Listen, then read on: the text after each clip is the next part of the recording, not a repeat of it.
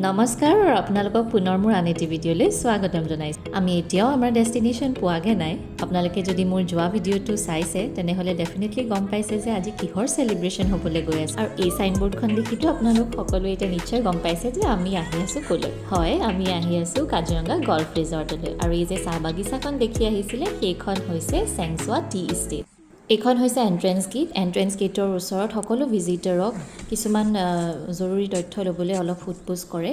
আৰু এইখিনিতে মই আপোনালোকক জনাই থওঁ আপোনালোকৰ সুবিধাৰ কাৰণে যে কাজিৰঙা গল্ফ ৰিজৰ্টখন যোৰহাট টাউনৰ পৰা প্ৰায় 15 কিলোমিটাৰ, যোৰহাট এয়াৰপৰ্টৰ পৰা প্ৰায় 24 কিলোমিটাৰ, যিটো আপোনালোকে 40 মিনিটৰ ড্ৰাইভিং ডিষ্টেঞ্চত কাভাৰ কৰিব পাৰিব, আৰু কাজিৰঙা নেশ্যনেল পাৰ্কৰ পৰা প্ৰায় 75 কিলোমিটাৰ। এইডোখৰতে আপোনালোকে আৰু এটা কথা জানি থওক যে ইয়াৰ এটা এণ্ট্ৰি ফি আছে which is 250 for each person, 250 টকাকৈ লয়। আমাৰ টোটেল মানুহ আছিলে 9জন, সেইকাৰণে আমাৰ টিকেটৰ এমাউণ্টটো হৈছে 2250।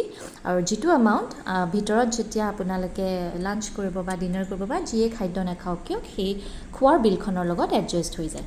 এইটো হৈছে কাজিৰঙা গল্ফ ৰিজৰ্টৰ এণ্ট্ৰেঞ্চ, আৰু শাৰী শাৰীকৈ পাম ট্ৰি লগোৱা আছে, খুব ধুনীয়া পৰিৱেশ। আৰু এই যে বিল্ডিংটো দেখিছে সেই বিল্ডিংটো হৈছে বৰা চাহেবছ বাংলো। বৰা চাহেব বাংলো বুলিও কয় বা বুঢ়া চাহেব বাংলো বুলিও কয়। আৰু এই বিল্ডিংটো 125 বছৰ পুৰণা।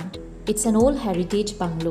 এই বাংলোটোৰ এণ্ট্ৰেঞ্চতে খুব স্পেচিয়াছ এটা পাৰ্কিং লট আছে। পাৰ্কিং লটৰ পৰা এয়া আমি ভিতৰলৈ সোমাই গৈছোঁ। মোৰ নলেজত মই যিমানখিনি ইম্পৰ্টেণ্ট আৰু ইণ্টাৰেষ্টিং ফেক্টছ কালেক্ট কৰিব পাৰিছোঁ এই জেগাডোখৰৰ লগত ৰিলেটেড, আপোনালোকৰ লগত প্ৰতিটো ফেক্টছ মই শ্বেয়াৰ কৰিম। আৰু সেয়া খুৰাৰ পাছফালে আহি আছে খুৰাৰ সৰু ল'ৰা চিমু, এইডোখৰতে তাকো চিনাকি কৰাই দিলোঁ। এণ্ট্ৰেঞ্চতে সজোৱা আছে খুব ধুনীয়াকৈ কাঠৰে বনোৱা গড় আৰু বহুতো বস্তু। এইটো এতিয়াৰ লেংগুৱেজত ক্লাব হাউচ বুলিও কোৱা যায়। আৰু এই ক্লাব হাউচটোৰ টোটেল ফ্ল'ৰ এৰিয়া হৈছে 10,000 স্কুৱেৰ ফিট। আৰু এই ক্লাব হাউচটোৰ অৰিজিনেল ষ্টীল ষ্ট্ৰাকচাৰটো 125 ইয়াৰ্ছ আগো ইম্পৰ্ট কৰা হৈছিলে সুদূৰ ইংলেণ্ডৰ পৰা। ঘৰৰ পৰা ওলাই আহোঁতে যদিও বতৰটো একেবাৰে গোমা আছিলে, এতিয়া যে এনেকুৱা গৰম আপোনালোকক কি ক'ম। সেইকাৰণে আমি বাহিৰত বহিবলৈ খুজিও বাহিৰত বহিব নোৱাৰিলোঁ। আমি একেবাৰে ডাইৰেক্টলি সোমাই গৈছোঁ ইয়াৰ ফাইন ডাইনিং এৰিয়াত, যিখন আছে ক্লাব হাউচটোতে। আৰু ক্লাব হাউচটোত থকা আৰু অন্যান্য কিছুমান সুবিধা হৈছে ৱেলনেছ বা indoor game area, well equipped gym এখনো আছে, লাইব্ৰেৰী এটাও আছে, লণ্ড্ৰি ছাৰ্ভিচো আছে। চ' এয়াই হৈছে ফাইন ডাইনিং এৰিয়া, মানে ৰেষ্টুৰেণ্ট এৰিয়াৰ ভিতৰচোৱা। আৰু এইটো ফুল্লি এয়াৰ কণ্ডিশ্যনড হয়। যিহেতু বাহিৰত আমি গৰমৰ পতাপত বহিব নোৱাৰিলোঁ, সেইকাৰণে ডিচাইড কৰিলোঁ ভিতৰত বহিম। আৰু এই ধুনীয়া দৰ্জাখনৰ সিপাৰেই আছে এখন ৱেল ষ্টকড বাৰ, যিখনলৈ আমি ডেফিনেটলি এতিয়াতো যাব নোৱাৰোঁ, এণ্টায়াৰ ফেমিলিৰ লগত আহিছোঁ। কিন্তু যোনসকলে এই ভিডিঅ'টো চাই আছে আপোনালোকে ডেফিনেটলি প্ৰতিটো জেগা ইয়াৰ এক্সপিৰিয়েঞ্চ কৰিব পাৰে। আৰু আহিয়ে আমি ফাৰ্ষ্টত অৰ্ডাৰ দিলোঁ জুচ, আৰু লগতে ষ্টাৰ্টাৰ্ছ আহি গ'ল ভেজ পকৰা আৰু ফ্ৰেঞ্চ ফ্ৰাইজ। তাৰপাছত আমি এইখিনি খাই বৈ পেলাই লাঞ্চৰ অৰ্ডাৰটো দি যিকণ সময় আমাৰ হাতত আছিলে সেই সময়টোতে বাহিৰকণ অকণমান এক্সপিৰিয়েঞ্চ কৰোঁ বুলি ওলাই আহিছোঁ। যিমানেই দুপৰীয়া হৈ গৈ আছে সিমানেই সূৰ্যৰ তাপটো একেবাৰে বাঢ়ি বাঢ়ি গৈ আছে। এনেকুৱা সময়তেই মোৰ লাগে ইছৰাম বৰষুণটো দিয়া হ'লেই ভাল আছিলে। কিন্তু যি কি নহওক, বৰষুণ দিয়া হ'লে আমি বাহিৰততো ডেফিনেটলি ওলাব নোৱাৰিলোহেঁতেন। আৰু সেই যে দূৰত আপোনালোকে ঘৰ কেইটামান দেখিছে সেইকেইটাই হৈছে মানুহ আহিলে থাকিব পৰা কটেজেছ। ইয়াত টোটেল আছে 8টা কটেজ এলং উইথ 16 ছুপিৰিয়ৰ কটেজ ৰুমছ। আৰু এইডোখৰতে আপোনালোকক আৰু এটা ইম্পৰ্টেণ্ট তথ্য জনাই থওঁ যে প্ৰতিটো ছুপিৰিয়ৰ কটেজ ৰুমৰ ছিংগল অকুপেঞ্চি ৰেট হৈছে 6,000 প্লাছ GST, আৰু ডাবল অকুপেঞ্চি ৰেট হৈছে 6,500 প্লাছ GST। আপোনালোকে যদি আৰু এক্সট্ৰা বেড বিচাৰে তেনেহ'লে ডেফিনেটলি ল'ব পাৰে। প্ৰতিখন এক্সট্ৰা বেডৰ কাৰণে আপোনালোকক চাৰ্জ কৰিব 1,000 টকাকৈ। আৰু এটা কথা জানি থওক যে ইয়ালৈ আপোনালোকে পেটছ আনিব নোৱাৰে।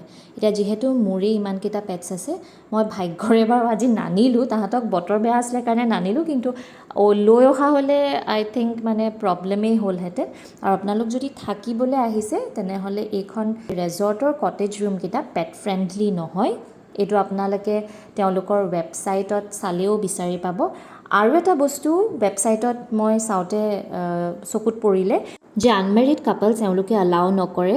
যদি আপোনালোক থাকিবলৈ আহে এণ্টায়াৰ ফেমিলিৰ লগত আহিব লাগিব। আৰু যদি এজ এ কাপল আহে তেনেহ'লে তেওঁলোকে ইয়াত প্ৰপাৰ আইডেণ্টিটি প্ৰুফ আৰু মেৰেজ চাৰ্টিফিকেট বিচাৰে।